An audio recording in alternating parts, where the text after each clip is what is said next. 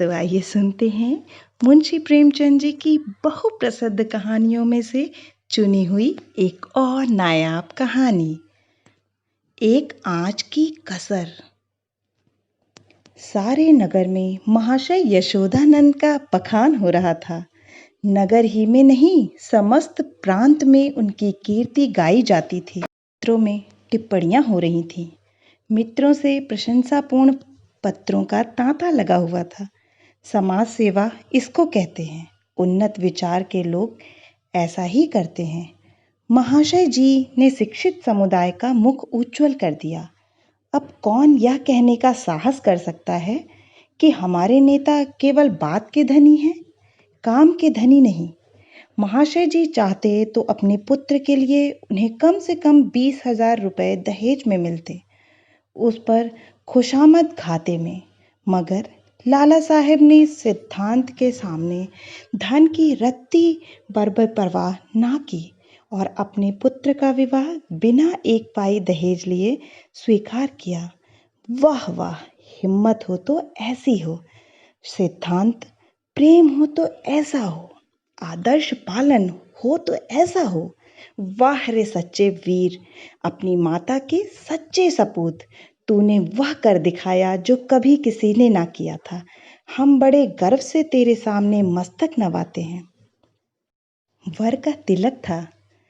शाहजहांपुर के महाशय स्वामी दयालाल तिलक लेकर आने वाले थे। शहर के गणमान्य सज्जनों को निमंत्रण दे दिए थे।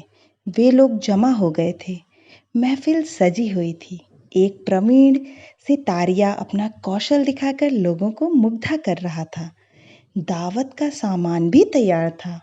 मित्रगण यशोदानंद को बधाइयां दे रहे थे। एक महाशय बोले, तुमने तो यार कमाल कर दिया। दूसरे, कमाल यह कहिए कि झंडे गाड़ दिए। अब तक जिसे देखा मंच पर व्याख्यान झाड़ते ही देखा। जब काम करने का अवसर आता था तो लोग दुम दबाकर भाग लेते थे। तीसरे, कैसे कैसे बहाने गढ़े जाते हैं। साहब, हमें तो दहेज से सख्त नफरत है। यह मेरे सिद्धांत के विरुद्ध है। पर करूं क्या? बच्चे की अम्मी जान नहीं मानती। कोई अपने बाप पर फेंकता है, कोई और किसी खुर्राट पर। चौथे, अजी कितने तो ऐसे बेहया हैं जो साफ साफ कह देते हैं कि हमने लड़के की शिक्षा दीक्षा में जितना खर्च किया है वह हमें मिलना चाहिए, मानो उन्होंने यह रुपए किसी बैंक में जमा किए थे। पांचवे, खूब समझ रहा हूँ, आप लोग मुझ पर छींटे उड़ा रहे हैं। इसमें लड़के वालों का ही सारा दोष है या लड़की वाले का भी कुछ है? पहले, लड़की वाले का क्या दोष है सिवाय इसके कि वह लड़की का बाप है? दूसरे, सारा दोष ईश्वर का जिसने लड़कियां पैदा की। क्यों? पांचवे, मैं यह नहीं कहता न सारा दोष लड़की वाले का है न सारा दोष लड़के वाले का। दोनों ही दोषी हैं। अगर लड़की वाला कुछ न देता तो उसे यह शिकायत करने का तो कोई अधिकार नहीं है कि डाल क्यों नहीं लाए, सुंदर जोड़े क्यों नहीं लाए, बाजे गाजे और धूमधाम के साथ क्यों नहीं आए, बताइए। चौथे, हाँ, आपका यह प्रश्न गौर करने के लायक है। मेरी समझ में तो ऐसी दशा में लड़के के पिता से यह शिकायत न होनी चाहिए। पांचवे, तो यूं कहिए कि दहेज की प्रथा के साथ ही डाल, गहने और जोड़ों की प्रथा भी त्याज्य है। केवल दहेज को मिटाने का प्रयत्न करना व्यर्थ है। यशोदानंद, यह भी लेम एक्सक्यूज है। मैंने दहेज नहीं दिया, ना लिया, लेकिन डाल गहने ना ले जाऊंगा। पहले, महाशय, आपकी बात निराली है। आप अपनी गिनती हम दुनिया वालों के साथ क्यों करते हैं? आपका स्थान तो देवताओं के साथ है। दूसरे, 20,000 की रकम छोड़ दी, क्या बात है। यशोदानंद, मेरा तो यह निश्चय है कि हमें सदैव प्रिंसिपल्स पर स्थिर रहना चाहिए। प्रिंसिपल के सामने मनी की कोई वैल्यू नहीं है।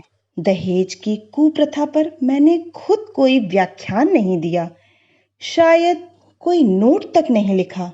हाँ, कॉन्फ्रेंस में इस प्रस्ताव को सेकंड कर चुका हूँ और इसलिए मैं अपने को उस प्रस्ताव से बंधा हुआ पाता हूँ। मैं उसे तोड़ना भी न चाहूँ तो आत्मा न तोड़ने देगी।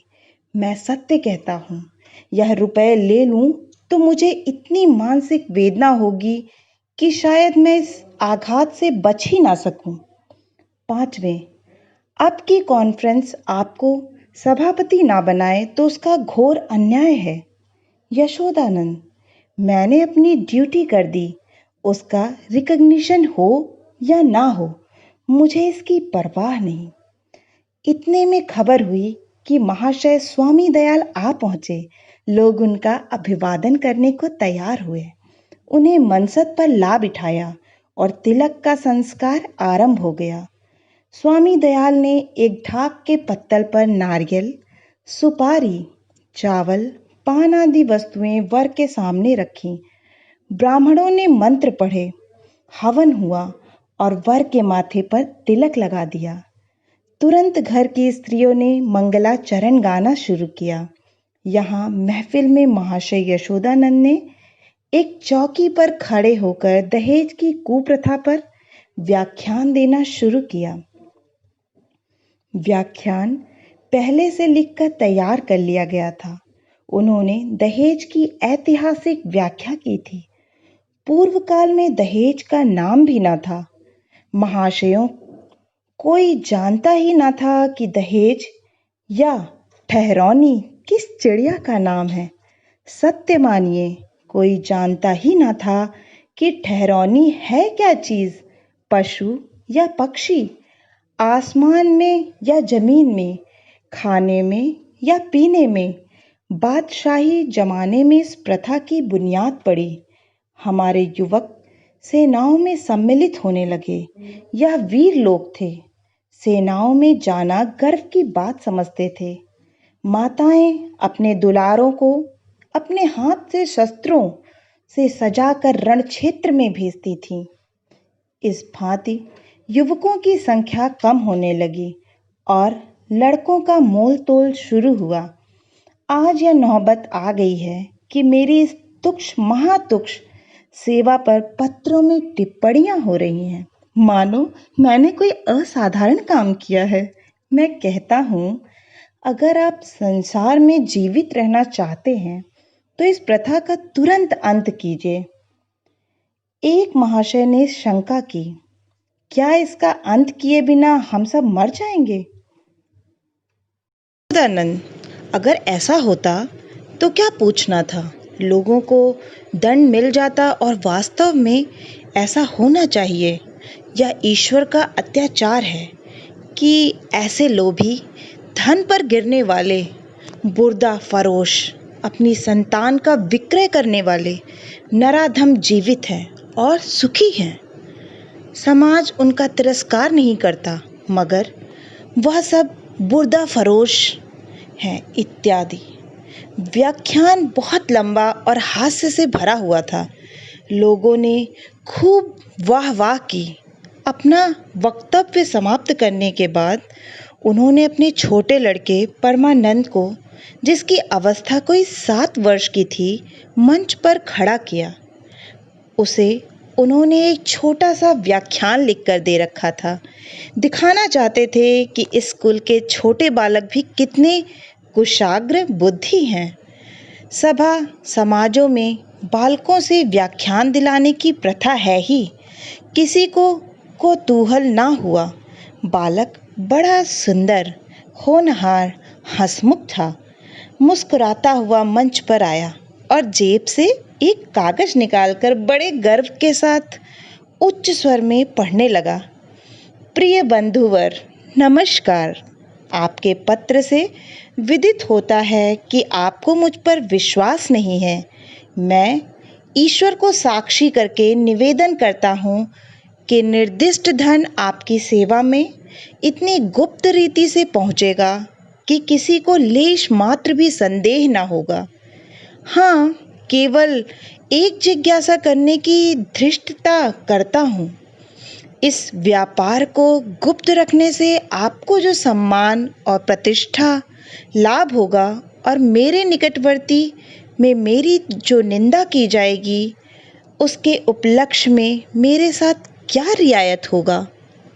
मेरा विनीत अनुरोध है कि 25 में से 5 निकालकर मेरे साथ न्याय किया जाए। महाशय, यशोदानंद घर में मेहमानों के लिए भोजन परसने का आदेश करने गए थे। निकले तो यह वाक्य उनके कान में पड़ा, 25 में से 5 निकालकर मेरे साथ न्याय कीजिएगा। चेहरा फक हो गया। झटपट लड़के के पास गए, कागज उसके हाथ से छीन लिया और बोले, नालायक, यह क्या पढ़ रहा है? यह तो किसी मुवक्किल का खत है जो उसने अपने मुकदमे के बारे में लिखा था। यह तू कहाँ से उठा लाया? शैतान, जा वह कागज ला जो तुझे लिख कर दिया गया था। एक महाशय, पढ़ने दीजिए। इस तहरीर में जो लुफ्त है वह किसी दूसरी तकरीर में ना होगा। दूसरे, जादू, वह जो सिर पर चढ़ के बोले। तीसरे, अब जलसा बर्खास्त कीजिए, मैं तो चला। चौथे, यहाँ भी चलते हुए। यशोदानंद, बैठिए बैठिए, पत्तल लगाए जा रहे हैं। पहले, बेटा परमानंद, जरा यहाँ तो आना। तुमने वह कागज कहाँ पाया? परमानंद, बाबूजी ही ने तो लिखकर अपनी मेज के अंदर रख दिया था। मुझसे कहा था कि इसे पढ़ना। अब नाहक मुझसे खफा हो रहे हैं। यशोदानंद, वह यह कागज था सुअर? मैंने तो मेज के ऊपर ही रख दिया था। तूने ड्रॉर में से क्यों यह कागज निकाला? परमानंद, मुझे मेज पर नहीं मिला। यशोदानंद, तो मुझसे क्यों नहीं कहा? ड्रॉर क्यों खोला? देखो, आज ऐसी खबर लेता हूँ कि तुम भी याद करोगे। पहले, यह आकाशवाणी है। दूसरे, इसको लीडर कहते हैं कि अपना उल्लू भी सीधा करो और नेक नाम भी बनो। तीसरे, शर्म आनी चाहिए, यह त्याग से मिलता है, धोखेधड़ी से नहीं। चौथे, मिल तो गया था पर एक आँच की कसर रह गई। पांचवे, ईश्वर पाखंडियों को यूं ही दंड देता है। यह कहते हुए लोग उठ खड़े हुए। यशोदानंद समझ गए कि भांडा फूट गया, अब रंग न जमेगा। बार बार परमानंद को कुपित नेत्रों से देखते थे और डंडा तौलकर रह जाते थे। इस शैतान ने आज जीती जिताई बाजी खो दी।